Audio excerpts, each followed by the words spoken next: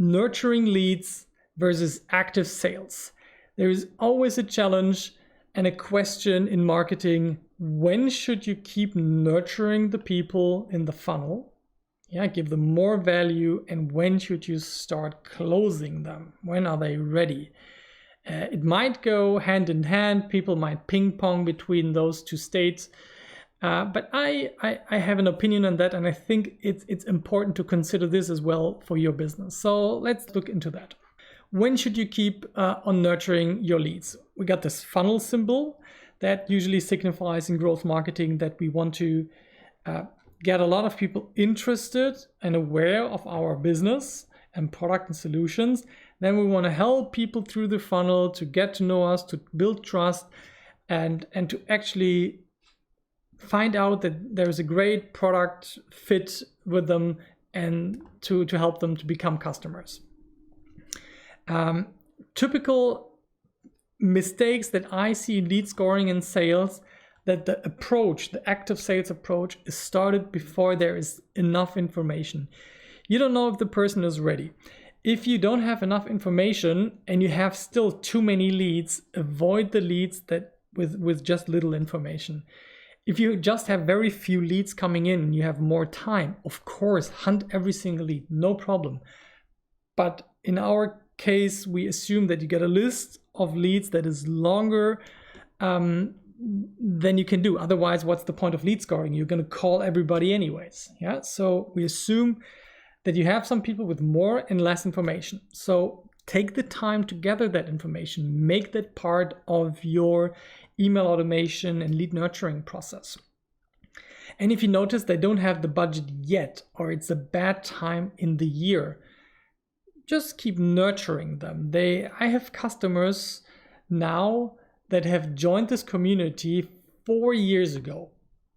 Yeah, or that I maybe did 6 years ago a presentation in Stuttgart, for example. People are still now coming from Stuttgart from a couple of presentations I did there in some events that Daniel Bartel hosted or co-hosted, which I'm extremely thankful for, Daniel. But I couldn't have guessed that, but I never pressured anybody. If they see it's a bad time, it's not the right budget cycle, or it's not urgent at the moment, I try to stay away and just keep on nurturing, just keep on providing value, give. This is the perfect time to just focus on giving and not asking. And if you notice, our product is not the best solution for that problem. And you don't want to just kick them out of the list and tell them, dude, we're not going to do this, because your product might change, the customer might change. It's a bad fit now, but what about in a couple of months? That might really change. But you don't want to approach customers with a bad solution fit with sales. It frustrates sales, it frustrates the customer, it gives you bad reviews and a bad reputation. Yeah, so try to avoid that. In general, you see that those people have a low lead score, and if you have too many leads, try to avoid them with a low lead score, and always think about it's just yet. It's not yet high. Yeah, give it some time. So on the other hand, when should you start to approach that lead?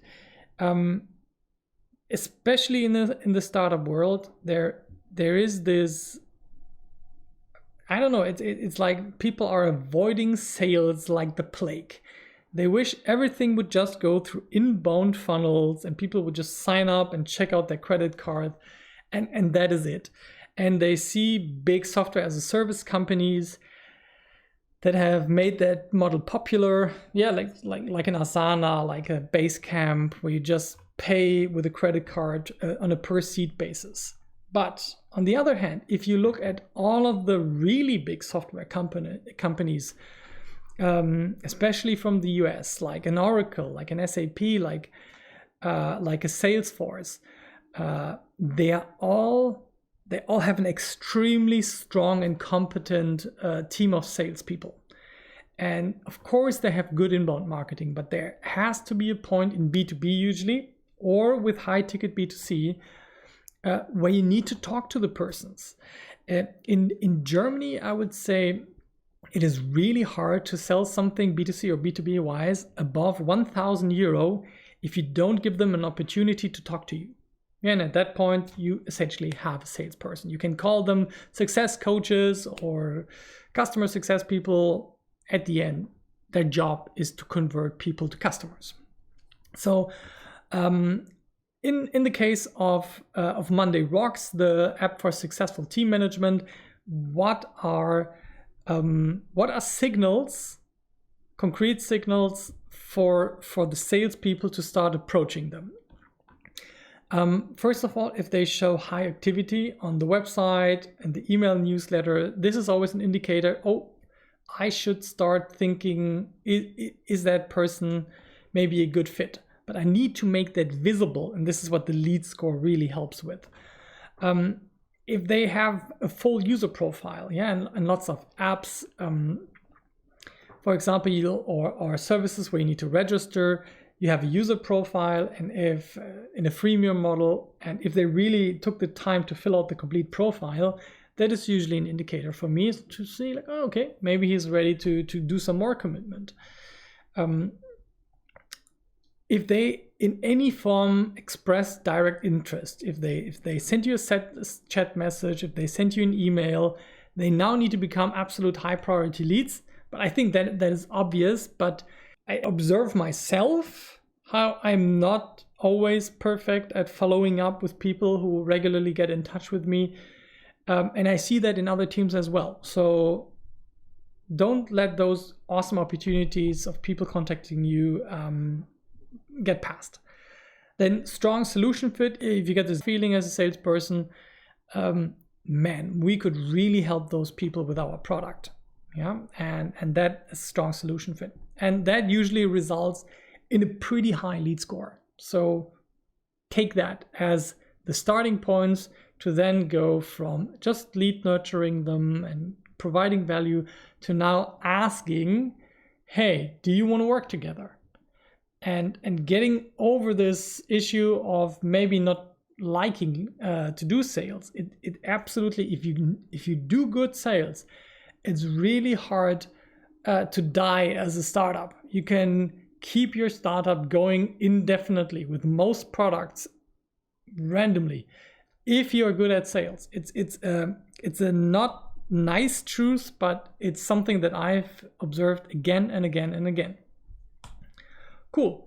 So now we looked at how lead scoring saves you time and money, how to measure them, and when you want to start thinking about keeping them in the nurturing pipeline and when you want to start approaching them. And usually you decide on a specific lead score. For me, it's a 75. When they go above 75, I will put them into the active sales pipeline. And that leads us to the fourth part before the Q&A, where we look at a very practical example on how to do lead scoring. So let's take a look at that in the next video.